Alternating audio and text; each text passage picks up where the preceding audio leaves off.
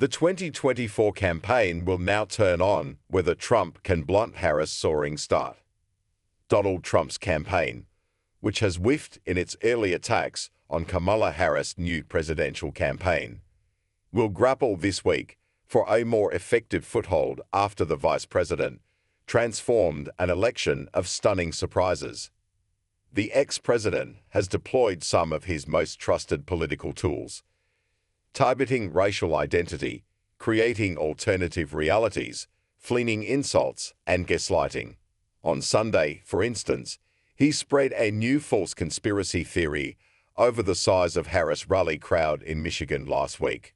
But his efforts to bring down his new adversary and her policy of ignoring his provocations have so far more highlighted his own liabilities than hers, and emphasized the way Harris could offer a new choice for voters.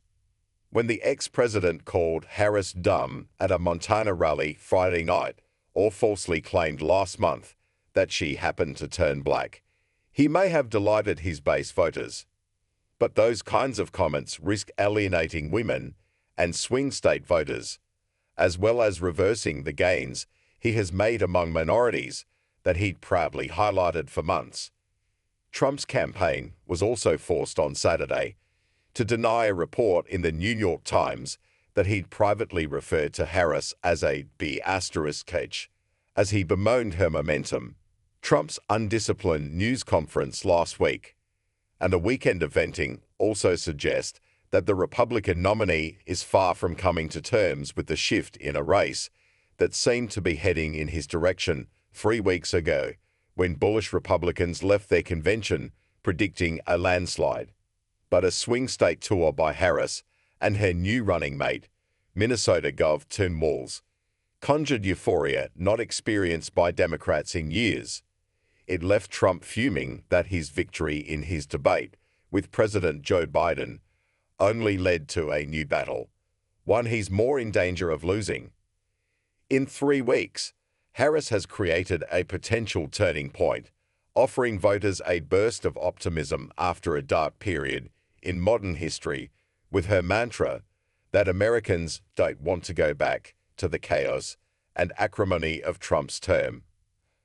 Her approach is working, for now, in returning the race to a neck-and-neck contest. Polling averages show her reversing Biden's deficits. A New York Times/Siena College survey released Saturday, for example, showed no clear leader in the vital swing states of Wisconsin, Michigan, and Pennsylvania, a closer race than when Biden topped the ticket.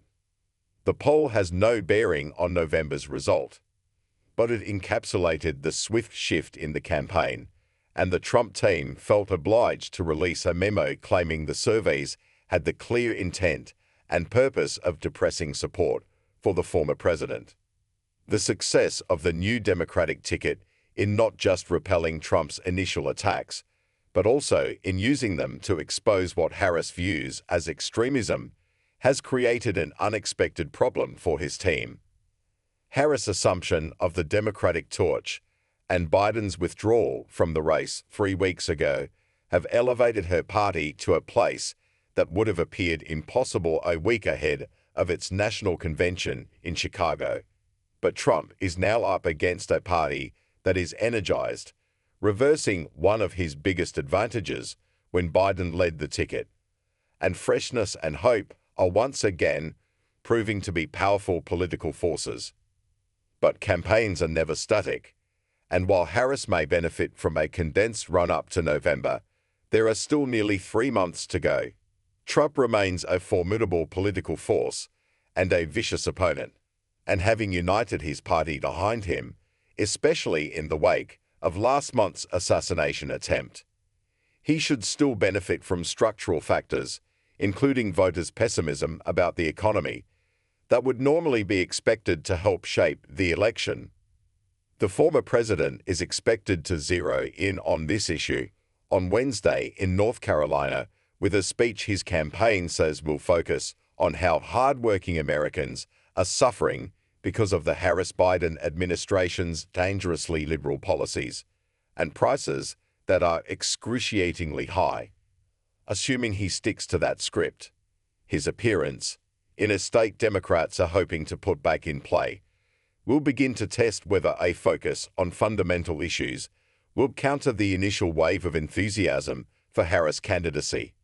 Trump has also announced that he will give an interview Monday evening to Elon Musk on the automotive and space pioneer's X platform.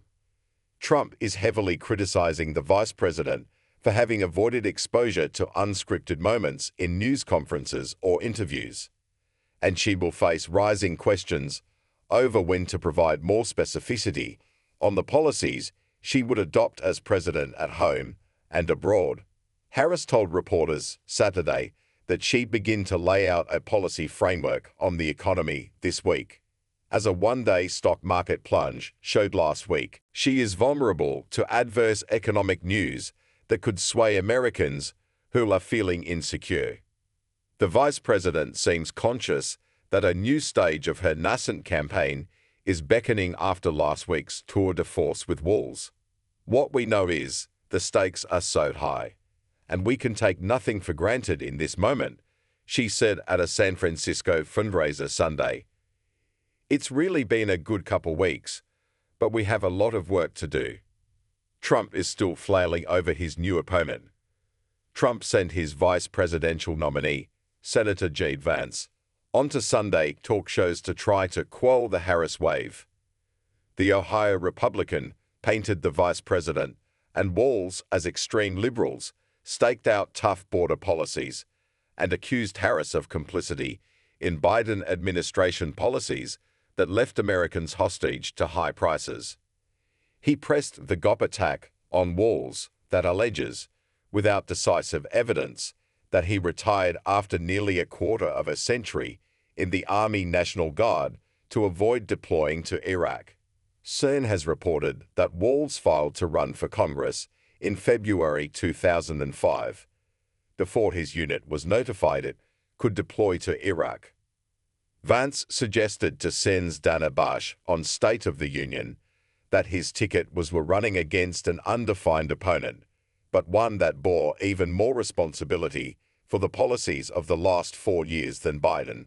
What's different about it is that we're running against a different person who a lot of Americans just don't know, Vance said. I think we have to remind people that President Trump delivered lower prices, lower inflation, a prosperous and peaceful world, and also a secure border, and Kamala Harris policies have produced the exact opposite. Now, that was an easier case to make when Joe Biden was in there, because people associate Joe Biden with the policies. Yet he was forced to answer for the ex-president's often self-defeating comments. On State of the Union, for example, Vance wriggled to avoid contradicting Trump's claim that Harris, the daughter of a Jamaican father and Indian mother, was not black. I believe that Kamala Harris is whatever she says she is, Vance said. But I believe, importantly, that President Trump is right that she's a chameleon.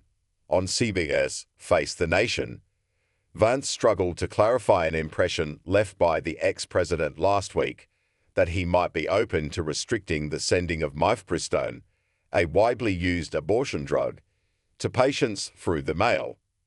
The issue plays into Democratic efforts to make Trump pay a price for the overturning of the nationwide right to abortion by the Supreme Court majority that he built. And on ABC's This Week, Vance found himself in the difficult position of being asked to condemn Trump's 2022 hosting of white nationalist and Holocaust denier Nick Fuentes, who recently launched a racial attack on the Ohio senator's wife, Yusha. Vance described Fuentes as a total loser, but said that the one thing I like about Donald Trump is that he actually will talk to anybody. America is yet to learn exactly what a Harris presidency would entail.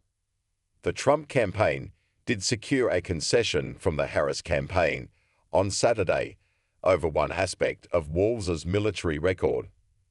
A campaign spokesperson told CEN the Minnesota governor misspoke in a video from 2018 in which he said he handled assault weapons in war.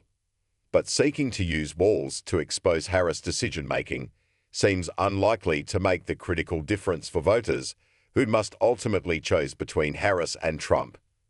Therefore, a debate expected between Trump and Harris on September 10 looms as a pivotal new moment in the campaign. Trump is insisting that their first showdown will in fact take place on Fox a week earlier, but Harris has so far agreed to only a single debate. Earlier in her vice presidency, Harris stumbled several times in interviews and interactions with the press. And Trump's team has been trying to goad her into more unscripted moments. While she appears to have evolved as a political performer, there's no reason for her odds to expose her to risks when her campaign is soaring, especially ahead of next week's Chicago convention, when party image makers will have a near-media monopoly as they seek to introduce her to undecided voters during prime time. But Harris will not be able to avoid deeper scrutiny for much longer, and nor should she, considering she's running for president. She told reporters recently she was looking at doing a major interview by the end of the month.